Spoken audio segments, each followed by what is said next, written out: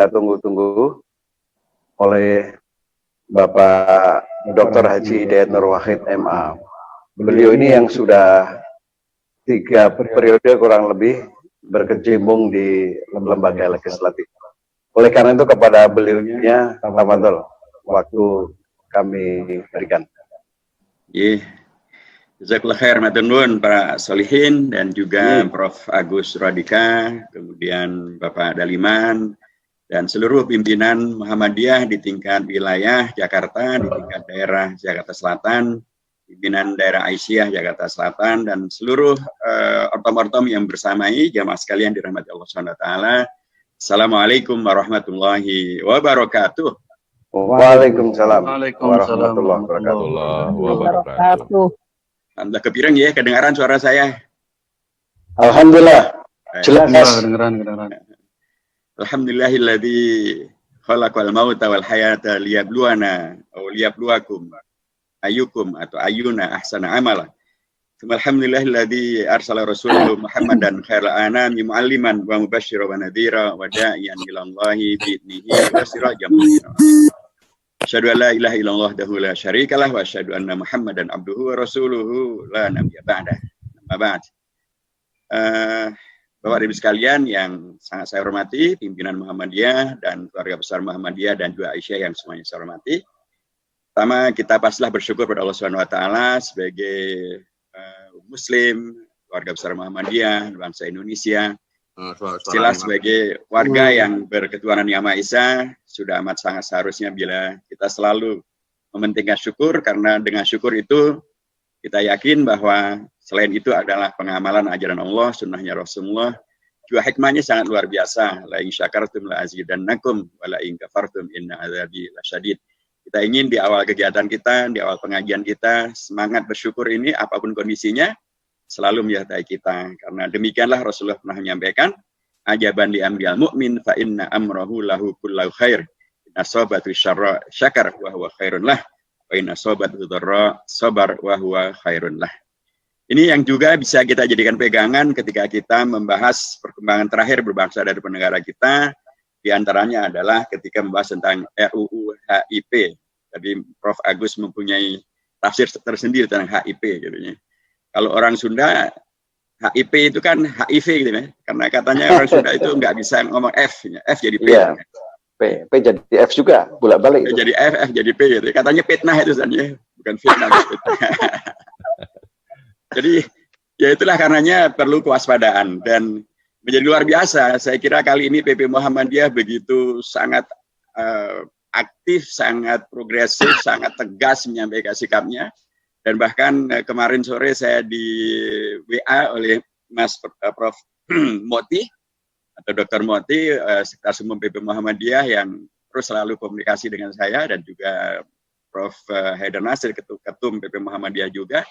Beliau Mas Moti forward tentang konferensi pers bersama pimpinan ormas-ormas keagamaan di Indonesia. Ada Muhammadiyah, ada NU, ada PGI, ada KWI, ada PDHI, ada Permabudi, ada Matakin, semuanya sepakat dalam satu kata, yaitu agar pembahasan RUU HIP di DPR dihentikan saja. Jelas sekali.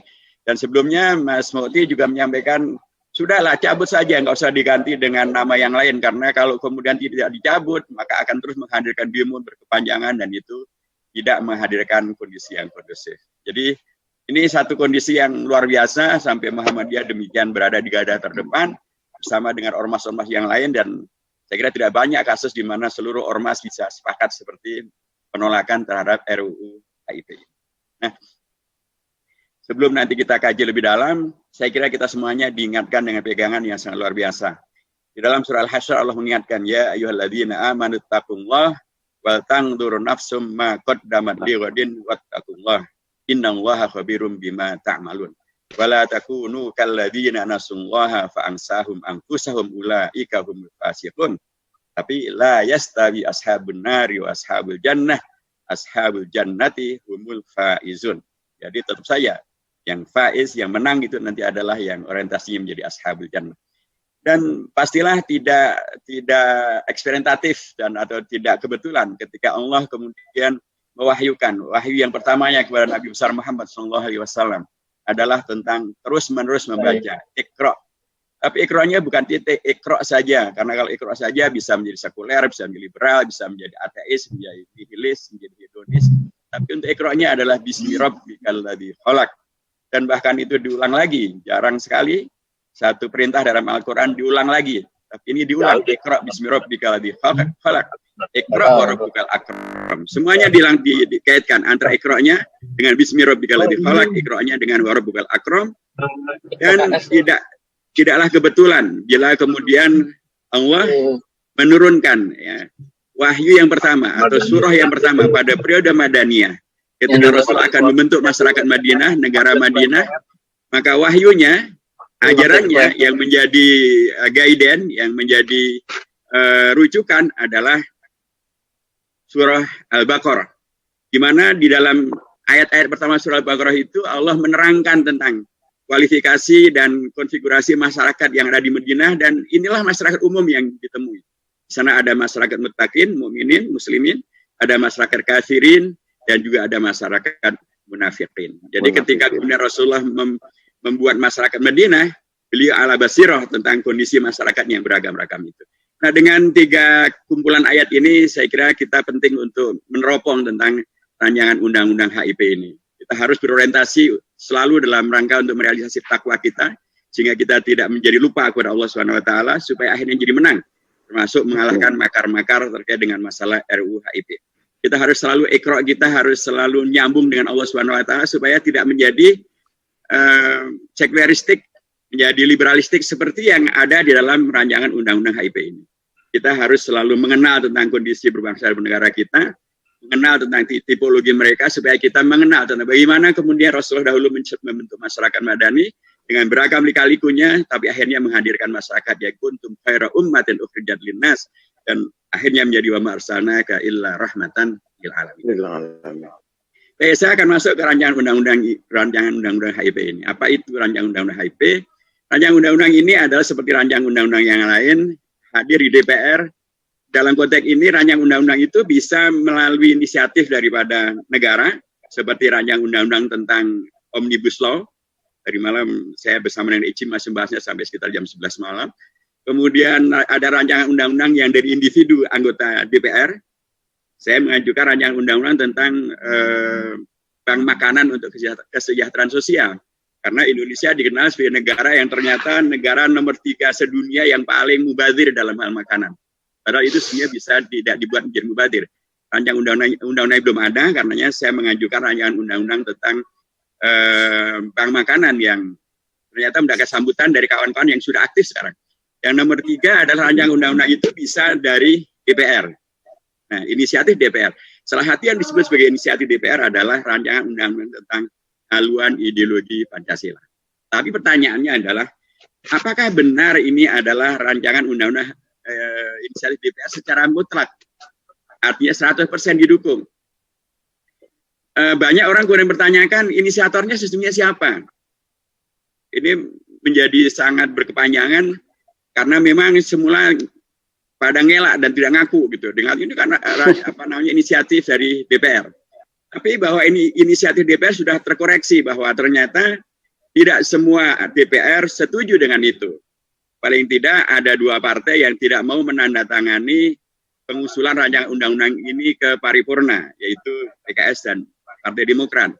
Paling tidak ada beberapa partai yang sejak dari awal menolak tidak dimasukkannya TAP MPRS nomor 25 tahun 66 ke dalam undang-undang ini. Di situ ada PAN, di situ ada PKS, di situ ada P3, di situ ada Demokrat.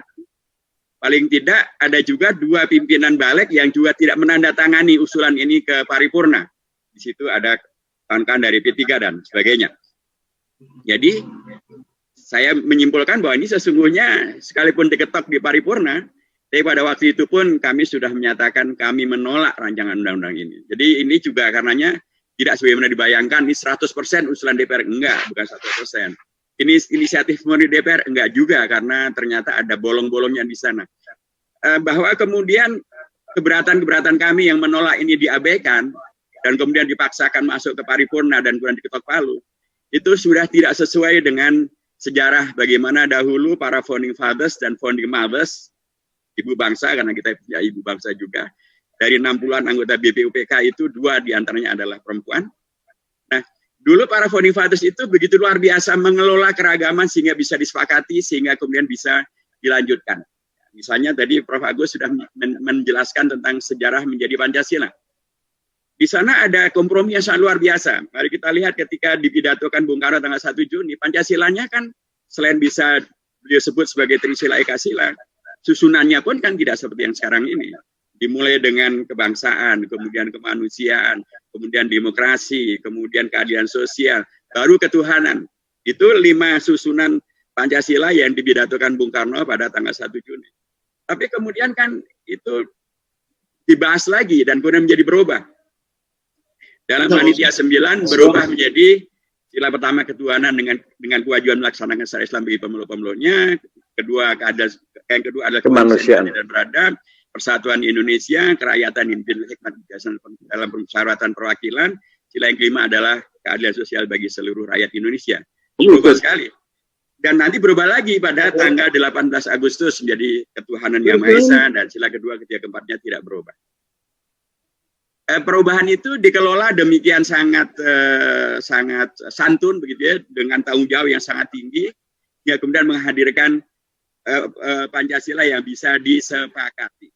Nah, bisa disepakati inilah yang menjadi sesuatu yang berbeda dengan apa yang terjadi dengan rancangan undang-undang HIP, mengabaikan tentang yang kita sepakat, mengabaikan usulan-usulan yang telah disampaikan secara terbuka di badan legislatif, tapi tetap saya dibawa ke paripurna untuk kemudian ya karena jumlah suara yang lebih banyak kemudian dimenangkan. Itu berbeda betul dengan semangat gotong royong, semangat bermusyawarah yang telah diwariskan oleh para bapak dan ibu bangsa kita pada waktu itu.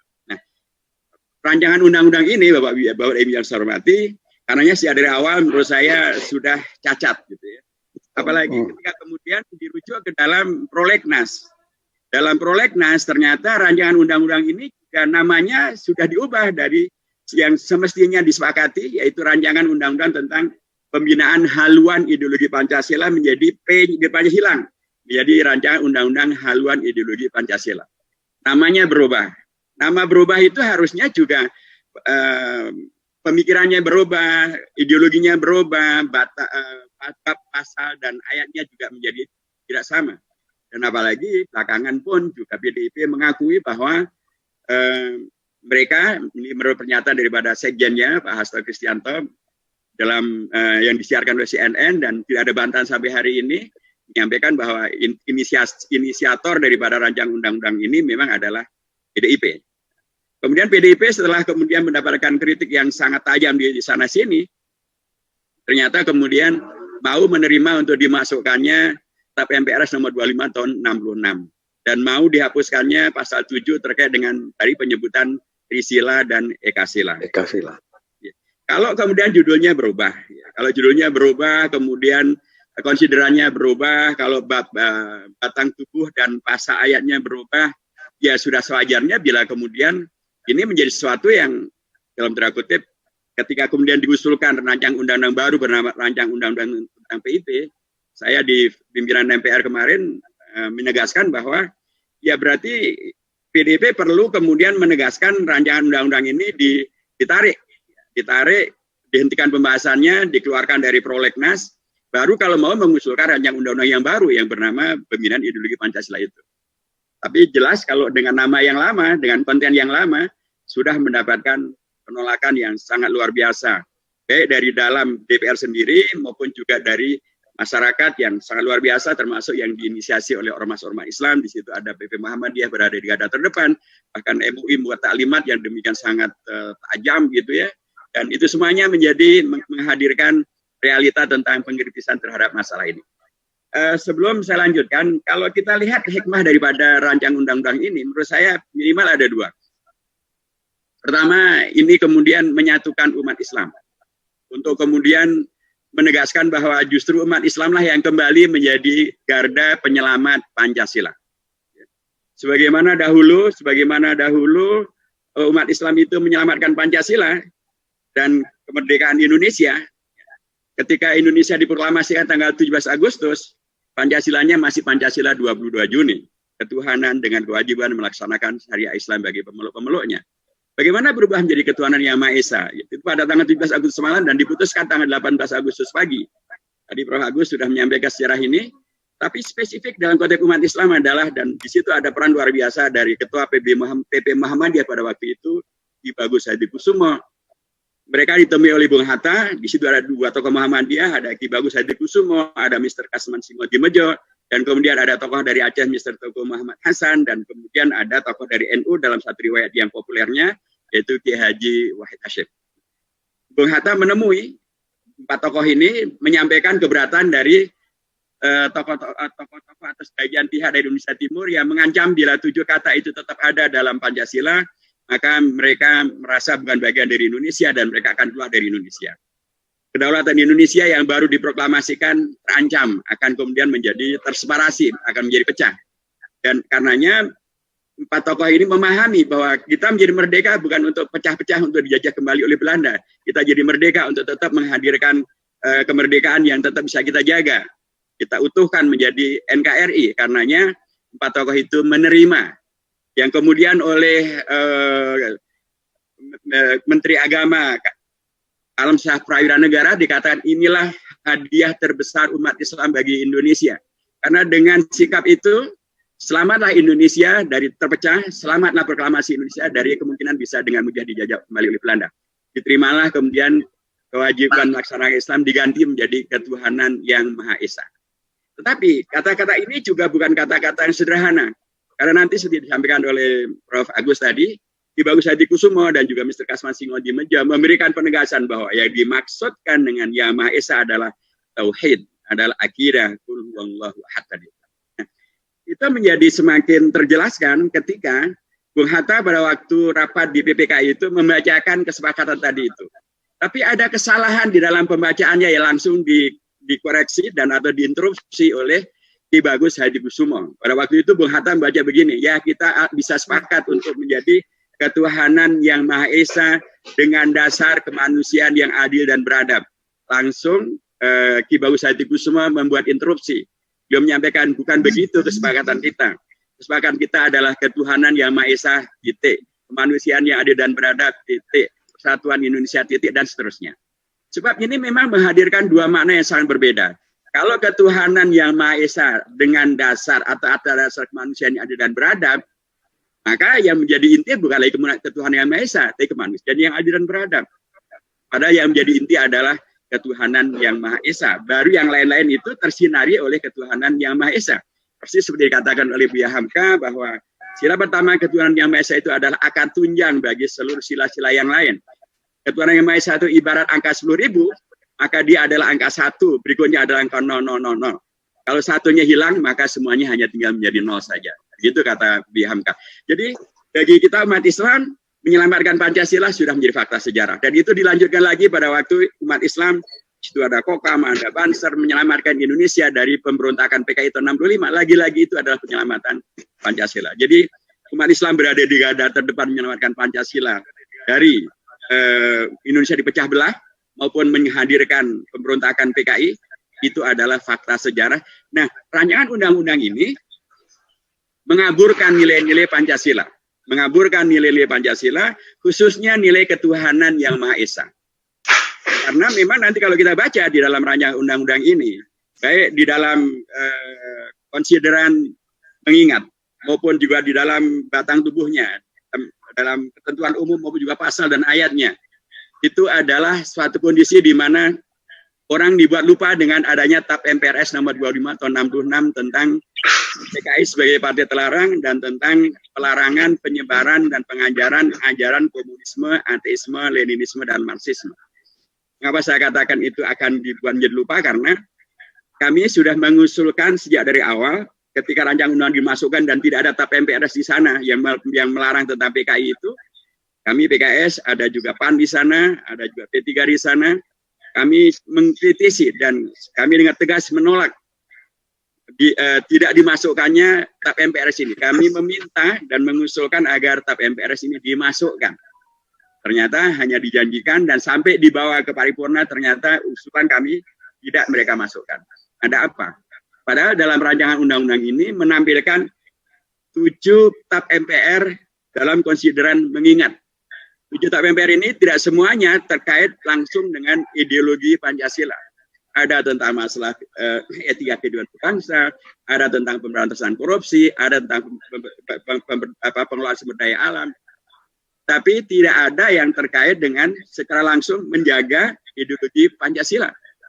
Kenapa 7 TAP MPR yang tidak terkait langsung dimasukkan dalam konsideran mengingat, sementara TAP MPRS yang secara langsung terkait dengan masalah menjaga ideologi Pancasila dan menyelamatkannya dari pemberontakan dan makar PKI dan komunismenya, malah tidak mau dimasukkan. Padahal itu sudah kita usulkan. Sejak dari awal sekali kita sudah mengusulkan dan menolak bila tidak dimasukkan.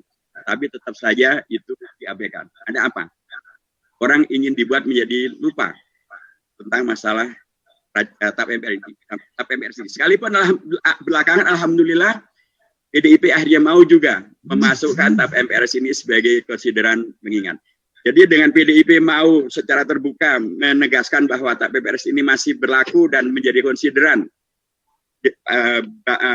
mengingat, maka di sini kalau saya boleh menyebut hikmahnya adalah kembali seluruh partai, seluruh fraksi di DPR menyepakati secara terbuka dan secara resmi bahwa TAP MPRS itu memang masih berlaku, PKI masih terlarang, komunisme masih terlarang, ateisme masih terlarang. Itu menurut saya penting untuk disebutkan juga, karena jangan lagi kemudian orang berlindung di balik macam-macam untuk tetap menyebarkan komunisme, ateisme, dan seterusnya. Nomor 2 adalah tadi terbukti bahwa umat Islam yang sering dibahasakan sebagai radikalisme, ekstremisme, kemudian eksklusifisme, bermasalah dalam konteks bernegara, ternyata justru mereka berada di garda terdepan untuk lagi-lagi menyelamatkan Pancasila dari diselewengkan dan kemudian menghadirkan penyimpangan-penyimpangan yang sangat membahayakan. Itu satu. Yang berikutnya, saya ingin sampaikan bahwa rancangan undang-undang ini mengaburkan terkait dengan masalah Pancasila. Karena wajar bila kemudian Muhammadiyah berada di garda terdepan, karena dari dulu pun juga demikian. Ki Bagus Hadikusuma adalah tokohnya. Saya sampaikan bagaimana beliau memandegani begitu ya pembahasan masalah ini dan kemudian memberikan penjelasan tafsir, takyid, taksis gitu. Yang dimaksud dengan ketuhanan yang Maha Esa adalah tauhid, adalah akidah. Dan beliau yang mengkoreksi bacaan daripada Bung Hatta ketika menyebutkan ketuhanan itu ketuhanan yang Maha Esa itu berdasarkan kepada kemanusiaan yang adil dan beradab. Beliau koreksi itu untuk kemudian menghadirkan tafsir yang benar bahwa tauhid pastilah bukan ketuhanannya berdasarkan kepada kemanusiaan yang adil dan beradab. Tauhid yang benar tentu ketuhanan yang memang yang Maha Esa, Qul huwallahu ahad itu, bukan yang basisnya adalah kemanusiaan yang adil dan beradab. Jadi PP Muhammadiyah kita usai memberikan kepada kita satu warisan sejarah legasi yang luar biasa, mengamankan tentang Pancasila, menyelamatkan Pancasila, termasuk menyelamatkan sila pertamanya ketuhanan yang Maha Esa. Rancangan undang-undang ini mengaburkan tentang ketuhanan yang Maha Esa yang ada di dalam pembukaan Undang-Undang Dasar. Bapak yang saya hormati, dalam ketentuan umum di nomor 1, memang benar disebutkan bahwa yang dimaksud dengan Pancasila di sini adalah Pancasila yang ada di dalam pembukaan Undang-Undang Dasar. Itu betul. Tapi begitu masuk di pasal 3, itu sudah Pancasilanya sudah berbeda. Karena di sana hanya disebutkan tentang ketuhanan, bukan lagi ketuhanan yang Maha Esa. Ketika dimasuk di poin nomor 10, di butir ketentuan umum itu, sudah lain lagi. Di situ disebutkan Pancasila yang berketuhanan. Mana ada Pancasila berketuhanan? Saja. Kan ketuhanannya ada ketuhanan yang Maha Esa. Ini di poin ketentuan umum saja sudah terjadi inkonsistensi. Dan itu akan semakin tajam lagi ketika kita bahas di pasal dan ayatnya. Tadi Prof. Agus sudah menyebut di pasal 7-nya, pasal 7 ayat 1, 2, dan 3, itu memang menjadi sangat bermasalah. Karena dengan disebutnya kembali tentang Trisila dan kemudian di dalam Trisila itu juga kemudian disebutkan tentang sosiodemokrasi, sosionasionalisme, dan kemudian ketuhanan yang berkebudayaan, itu sudah menghadirkan masalah yang sangat serius karena sekali lagi ketuhanan yang berkebudayaan tidak pernah ada di dalam pembukaan Undang-Undang Dasar dan Bung Karno pun tidak pernah lagi kemudian mempergunakan istilah Trisila dengan 3 sosio tadi itu. Apalagi kemudian diperas menjadi Ekasila. Ekasila. Jadi gotong royong. Tadi Prof. Agus sudah menjelaskan dengan sangat luar biasa bahwa kalau gotong royong berarti nggak ada lagi tentang ketuhanan Yang Maha Esa, sudah betul wonten, sudah almarhum. Jadi Ekasila ini, Trisila ini, ketika kemudian disebutkan, ya orang pasti akan kemudian bertanyakan, ini Pancasila yang mana? Sebab kalau kemudian konsisten dengan pernyataan di nomor 1 di ketentuan umum tadi itu, harusnya Pancasila yang ada dalam Undang-Undang Dasar tidak lagi mengenal Trisila, tidak lagi mengenal Ekasila. Sudah sangat jelas cetowelo-welo kata orang Jawanya, kata Pak Kalimantan. Jadi kenapa kemudian yang muncul justru Trisila dan Ekasila? Ini akan nanti diperamaikan. Yang mengusulkan siapa? Yang jelas pasti bukan PKS, bukan PAN, bukan P3, itu bukan kami yang mengusulkan. Tapi kami sudah menolak. Sejak dari awal PKS sudah menegaskan bahwa pasal nomor 7 ini harus dicabut. Ternyata tetap tidak dicabut, tetap dibawa ke paripurna, dan dalam bentuk semacam itu. Untuk itulah karenanya kami menolak. Jadi saya mengatakan, ada pengaburan tentang Pancasila yang sudah disebut dengan benar di poin nomor 1 tadi itu, dengan hanya disebut ketuhanan, disebut ketuhanan berkebudayaan, atau disebut Pancasila yang berketuhanan, atau disebut sebagai tadi Trisila dan Ekasila. Menjadi amat sangat kabur. Nanti di pasal yang lain disebutkan bahwa ketuhanan itu, ketuhanan Yang Maha Esa juga berdasarkan kepada kemanusiaan yang adil dan beradab. Nah kan ini yang dikoreksi oleh Ki Bayu Saidikusumo sejak 18 Agustus tahun 45 yang lalu. Tapi kok muncul lagi di sini? Jadi rancangan undang-undang ini menghadirkan Pancasila yang kabur, Pancasila yang bias, Pancasila yang tidak murni dan tidak benar yang disepakati oleh para founding fathers. Dan apalagi kalau kita pakai logika Bung Karno saja. Bung Karno itu ketika belum mempidatokan 1 Juni dengan Pancasila yang bisa diperas menjadi Trisila dan Ekasila itu, beliau waktu itu hanyalah anggota BPUPK. Anggota. Pada ketika menghadirkan Piagam Jakarta, waktu itu beliau adalah ketua Panitia 9. Beliaulah yang bentuk Panitia 9 ini, karena sebelumnya adalah Panitia 8. Beliau bentuk menjadi Panitia 9 untuk menghadirkan keadilan bagi umat Islam terutama, karena sebelumnya umat Islam hanya diwakili oleh 2 orang saja. Sekarang diwakili oleh 4 orang, mewakili keragaman yang ada di Indonesia. Ada dari Ormas, NU, dan Muhammadiyah, ada dari Parpol, yaitu Parpol Islam, Partai Penyandar Haji Agus Salim, dan Partai Syarikat Islam Haji Abikus Nojo Rosioso. Satu dari Kristiani, Mr. Amar Ramis, dan 4 dari kalangan kebangsaan yang semuanya adalah Muslim. Ada Bung Karno, ada Bung Hatta, ada Mr. Muhammad Yamin, ada Mr. Ahmad Subarjo. Jadi Bung Karno yang kemudian membentuk Panitia 9 sebagai ketua pada waktu itu, beliau menerima kompromi dan tidak lagi pernah menyebut Trisila dan Ekasila. Tidak pernah menyebut. Ketika kemudian pada tanggal 18 Agustus disepakatilah Pancasila dengan ketuhanan Yang Maha Esa sila pertamanya, pada waktu itu Bung Karno adalah ketua PPKI. Sebagai ketua, dia menerima kompromi ini, Pancasila dengan redaksi dan urut-urutannya itu, dan tidak pernah kemudian menyebut lagi bisa diperas menjadi Trisila maupun Ekasila. Tidak pernah. Bung Karno ketika kemudian membuat dekret pada tanggal 5 Juli tahun 59, ini tinggal besok ini dekretnya, itu waktu itu beliau menegaskan kembali untuk kembali pada Undang-Undang Dasar dan meyakini bahwa Piagam Jakarta adalah menjadi bagian yang menjiwai dan bagian tak terpisahkan daripada Undang-Undang Dasar. Beliau nggak pernah menyebut Trisila dan Ekasila. Terus kenapa kok tiba-tiba sekarang muncul Trisila dan Ekasila? Ada apa?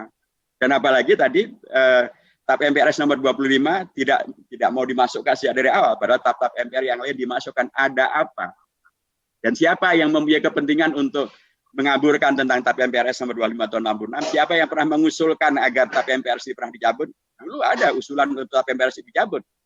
Dulu bahkan ada yang menuntut agar negara meminta maaf kepada PKI karena PKI dianggap sebagai korban. Dan anehnya sekarang salah satu dirut di Indonesia ini diangkat, padahal jelas dia membuat tulisan yang sangat terbuka bahwa Gerwani itu adalah korban Orde Baru. Karena kita tahu Gerwani adalah organ PKI yang menjadi bagian daripada yang melakukan pemberontakan. Tapi sekarang dia dianggap sebagai dirut TVRI lagi. Apa ini semuanya? Jadi karenanya menjadi pembagian kita tentang Iqra bismi rabbikal ladzi khalaq, kemudian batang don nafsu makot damat dewadin. Ini harus betul-betul kita dudukkan, karena kalau ini kita lengah, ya akan terjadi godin, Besok hari itu barangkali akan menjadi sesuatu yang lebih parah daripada apa yang kita lihat sekarang ini. Tapi saya mengatakan sekali lagi bahwa rancangan undang-undang ini kemudian tadi mendowngrade Pancasila karena dengan mengaburkannya Pancasila itu, kemudian pun juga menghadirkan pemahaman yang kemudian sangat bias. Dan ketika kemudian menyebut tentang apa yang dimaksud dengan manusia Pancasila, masyarakat Pancasila, visi dan misi daripada masyarakat Pancasila dari haluan ideologi Pancasila ini, hampir tidak pernah menyebut ketuhanan yang Maha Esa. Kadang malah tidak disebut sama sekali. Ketika menyebut tentang misinya, tidak menyebut tentang masyarakat yang berketuhanan yang Maha Esa. Ketika menyebut tentang manusia Pancasila dalam konteks rancangan undang-undang ini, sama sekali tidak mengkaitkan dengan masalah ketuhanan yang Maha Esa. Jadi ini masyarakat apa ini? Inilah masyarakat yang akan dihadirkan jadi masyarakat yang hampir seluruhnya menyebut tentang keadilan sosial, akan menyebut tentang yang terkait dengan masalah, sekali lagi yang bisa disimpulkan bahwa ini adalah Pancasila yang mereka paksakan untuk dihadirkan melalui tafsir untuk di kesampingannya ketuhanan yang Maha Esa. Kalaupun Anda adalah hanya ketuhanan saja, boleh yang tidak Maha Esa, itu pun dilaksanakan dengan prinsip yang berkebudayaan dan atau kemanusiaan yang adil dan beradab. Padahal itu bukan yang menjadi kesepakatan oleh para founding fathers. Selanjutnya Bapak dan Ibu yang saya hormati, bila kita kemudian cermati dari rancangan undang-undang ini, kita akan dapatkan bahwa rancangan undang-undang ini juga membuka masalah yang lain. Kaitannya dengan sesungguhnya ketika kita dalam konteks Indonesia ini kemudian membuat satu rancangan undang-undang, ini sesungguhnya untuk kepentingan siapa? Tentu untuk kepentingan bangsa Indonesia, untuk kepentingan bangsa Indonesia dan negara Indonesia, menguatkan negara Indonesia dan bangsa Indonesia. Tapi yang terjadi rancangan undang-undang ini justru akan bisa, seperti tadi bahasanya Prof. Agus, akan bisa melemahkan pemahaman kita akan fondasi dan dasar bernegara. Dan kalau fondasi dan dasar bernegara kita sudah menjadi lemah karena bias tadi, karena terkacaukan, karena tidak jelas, karena campur aduk, karena tercerabut dari akar sejarahnya, maka ya kemudian akan melemahkan ketahanan kita sebagai bangsa, ideologi kita sebagai bangsa. Indonesia kita ini adalah betul-betul sebagaimana yang disepakati oleh para founding fathers, Panitia 9, alinea ketiganya amat sangat menjelaskan, atas berkat rahmat Allah yang Maha Kuasa dan didasarkan oleh keinginan yang luhur supaya berkehidupan berbangsa yang bebas, maka rakyat Indonesia menyatakan dengan ini kemerdekaannya. Atas berkat rahmat Allah yang Maha Kuasa. Betul-betul atas berkat rahmat Allah yang Maha Kuasa. Mari kita lihat di Indonesia kita yang terdiri dari lebih dari 17.000 pulau, lebih daripada 1.200 etnis, lebih daripada 600 bahasa daerah, lebih dari 5 agama yang diakui. Tapi kita tetap menyatu menjadi NKRI. Banyak negara yang lain, Uni Soviet sudah pecah menjadi lebih dari 16 negara. Yugoslavia pecah menjadi lebih dari 5 negara. Indonesia kita tetap kokoh dan kuat. Salah satu di antaranya adalah karena tadi berkat rahmat Allah yang Maha Kuasa. Dari mana berkat dan rahmat itu? Ketika kita masih memegangi ketuhanan yang Maha Esa, ketika tauhid dan akidah masih tetap kokoh dan kuat, ketika beragama masih menjadi sangat dipentingkan. Tapi rancangan undang-undang ini menjadikan beragama tidak dipentingkan lagi. Karena tadi dibuat kabur dan tidak disebutkan menjadi yang nomor satu. Ketika menyebut tentang visi misi masyarakat dan manusia Pancasila, nggak pernah nomor satunya berketuhanan religius, tidak pernah. Ketika menyebutkan tentang aksi daripada masyarakat Pancasila, tidak pernah menyebutkan nomor satunya adalah ketuhanan yang Maha Esa. Jadi ini akan menjadikan yang dinomorsatukan bukan lagi apa yang dulu disepakati oleh para founding fathers. Yang dinomorsatukan bukan lagi apa yang kemudian menjadikan kita mendapatkan rahmat dan berkah dari Allah SWT. Dan nomor satu justru yang malah menghadirkan konflik dan kemudian menghadirkan clash antar kelas begitu ya. Dan ini menjadi sesuatu yang amat sangat rentan ketika kita sekarang bicara tentang COVID-19. Dengan COVID-19 ini terjadilah bukan sekedar pandemi, tapi juga terjadi resesi dan bahkan mungkin lebih parah daripada resesi. Ekonomi akan menjadi amat sangat berat. Dan kalau kemudian masa ekonomi dan masa sosial menjadi amat sangat berat, kita lihat sekarang betapa kejahatan-kejahatan di tiap lapangan itu sangat mengerikan. Ada bapak membunuh anak, ada anak bapak, ada ibu membunuh, ada istri membunuh suami, ada bapak mencabuli anaknya, mencabuli keponakannya, mengerikan sekali. Nah kalau itu kemudian terjadi dibarengi dengan ekonomi yang sangat murat-marit dan kemudian ideologi yang sangat kokoh dan kuat, inilah pintu besar masuknya ateisme. Inilah pintu besar masuknya komunisme. Inilah pintu besar masuknya yang nanti mungkin akan kemudian menghadirkan kembali partai yang dulu menyebarkan komunisme, sekalipun barangkali dengan nama yang lainnya. Jadi karenanya waltang tur nafsum makod damat liwadin menjadi semakin menemukan maknanya. Supaya sekali lagi Indonesia yang adalah berkat dan rahmat dari Allah Subhanahu wa taala tetap terjaga dan umat Islam berada di garda terdepan lagi menyelamatkan tentang masalah berbangsa dan bernegara kita. Terakhir yang disampaikan dalam pengajian kita pada pagi hari ini, satu hal yang penting untuk selalu kita cermati juga bahwa ini adalah mekanisme demokrasi memang. Ya, demokrasi kemudian mengenal adanya hak membuat undang-undang, inisiatif membuat undang-undang. Ada yang namanya eksekutif, ada yang namanya yudikatif, ada yang legislatif. Ada yang namanya rakyat, ada yang namanya pemerintah. Ada yang namanya di dalam parlemen, ada yang berada di luar parlemen. Semuanya kemudian memberikan kepada kita peta yang sangat jelas. Bahwa kalau umat Islam kemudian terlibat langsung di dalam pengambilan keputusan, maka mereka akan bisa menghadirkan koreksi.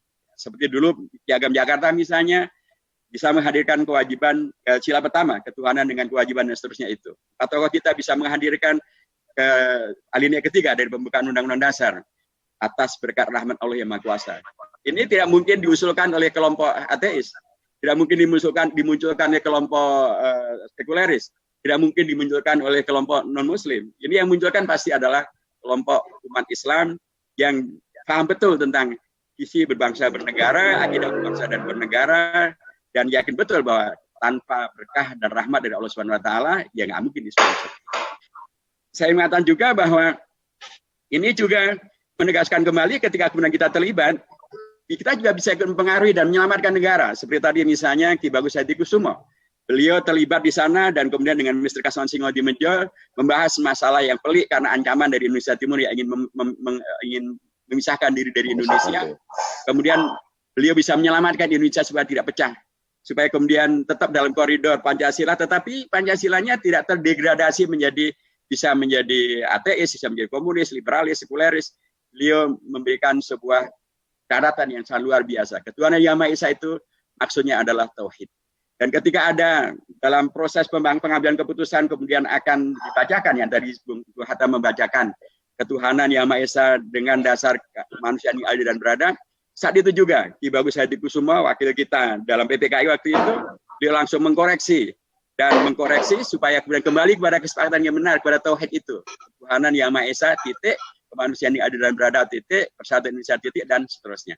Jadi dalam konteks demokrasi kemudian memang bisa terjadi hal yang beragam-ragam. Tapi kita juga bisa menjadi bagian dari yang mengkoreksi, meluruskan kiblat bangsa, kiblat berumat dan bernegara ini. Kalau kita mempunyai wakil-wakil yang tetap komitmen dengan umat Islam, dan saya yakin di sana banyak teman-teman kita yang akan tetap berkomitmen dan terus berkoordinasi dengan Muhammadiyah, dengan ormas-ormas Islam, dengan bangsa ini untuk menyelamatkan Indonesia yang kita cintai ini. Jangan judulnya ideologi Pancasila, tapi ternyata ideologi Pancasila dalam tanda kutip. Karena Pancasilanya sudah bisa jadi Trisila, menjadi Ekasila. Pancasilanya pun juga urutannya ternyata tidak konsisten. Kalaupun disebut ketuhanan Yang Maha Esa hanya sekali saja atau dua kali saja, berikutnya hanya ketuhanan saja, atau ketuhanan yang berkebudayaan, atau ketuhanan dengan dasar kemanusiaan dan beradab. Kalau kita tidak punya teman-teman di situ untuk mengkoreksi, ya ini akan kemudian lewat begitu saja. Alhamdulillah, selain ada teman-teman di dalam, juga luar biasa rancangan undang-undang ini hikmahnya menyatukan umat Islam, ormas-ormas Islam dengan beragam latarnya. Mereka satu kata, selamatkan Indonesia, selamatkan Pancasila, selamatkan agar tidak kembali PKI dan komunisme menyusahkan bangsa Indonesia dengan pemberontakannya dan terutama pemberontakan akidahnya. So, kalau kemudian PKI komunisme yang berkuasa, ya kita lihat bagaimana nasib saudara-saudara kita di Uighur. Itu adalah satu fakta tentang bagaimana kemudian komunisme memang bertentangan dengan agama, dan karenanya bertentangan dengan Pancasila, dan karenanya memang TAP MPR masih berlaku dan dinyatakan tegas tetap berlaku. Fraksi-fraksi menyepakati bahwa itu tetap berlaku, dan karenanya jangan biarkan PKI komunisme masuk dan kemudian ingin bangkit kembali. Ya ayyuhalladzina amanu taqullaha wal tanzur nafsum ma qaddamat lighad. Innallaha khabirum bima ta'malun wa nasrun minallahi wa fathun qarib wa basyiril mu'minin. Wassalamualaikum warahmatullahi wabarakatuh.